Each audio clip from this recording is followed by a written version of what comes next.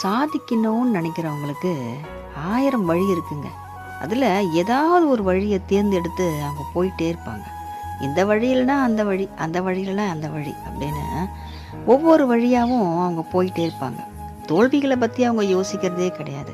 ஒரு இடத்துல போயிட்டு அது தடப்பட்டு போச்சு, அதுக்கான வேலை நடக்கலை, அங்கே ஒரு நம்ம மனசு ஒரு நோகிற அளவுக்கு விஷயம் நடக்குதுன்னா கூட அடுத்த கணமே அதை தூக்கி போட்டுட்டு அடுத்த வழியை தேர்ந்தெடுப்பாங்க. இப்படி தாங்க ஒரு சாதனையாளர்கள் இருப்பாங்க.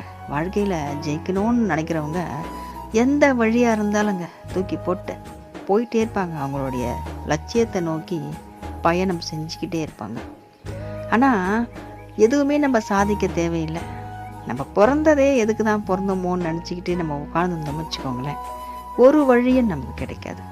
கண்களை மூடி இருந்தால் அது எத்தனை வழிகள் நமக்கு இருந்தாலும் அது நமக்கான வழியாக நமக்கு நிச்சயமாக இருக்காது.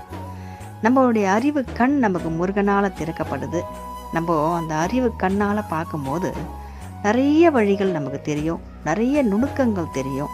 நம்ம சாத்தியமான ஒரு வாழ்க்கை நம்ம வாழ்கிறதுக்கு நிச்சயமாக முருகன் நமக்கு அருள் செய்வார்.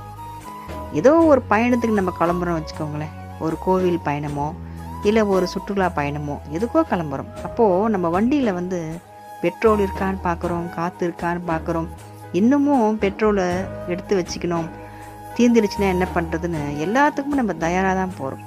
ஆனாலும் சில சமயத்தில் வண்டி நடுவில் நின்றுடும்.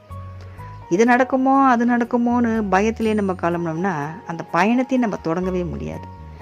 நல்லபடியாக நம்ம பயணத்தை முடிப்போம், நம்ம சந்தோஷமாக இருப்போம், அந்த பயணம் நமக்கு சுபமாக முடியும்னு ஒரு நம்பிக்கையோடு நம்ம கிளம்புனா தாங்க அது நமக்கு நல்லபடியாக முடியும்.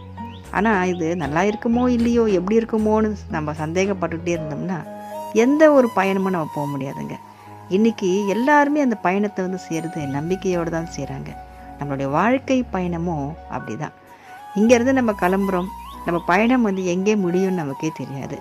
ஆனால் போகிற வரைக்கும் போகுமே, நம்ம முருகர் தந்தை தான் நம்ம கூட இருக்காரு, நமக்கு எல்லா வளமும் நலமும் கொடுப்பாருங்க. மனசில் எந்த கஷ்டம் இருந்தாலும் முருகன் காலடியில் நம்ம வைப்போம்.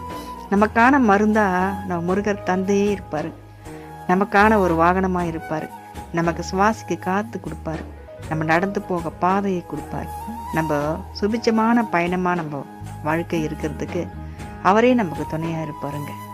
வெற்றிவேல் முருகனுக்கு அரோகரா.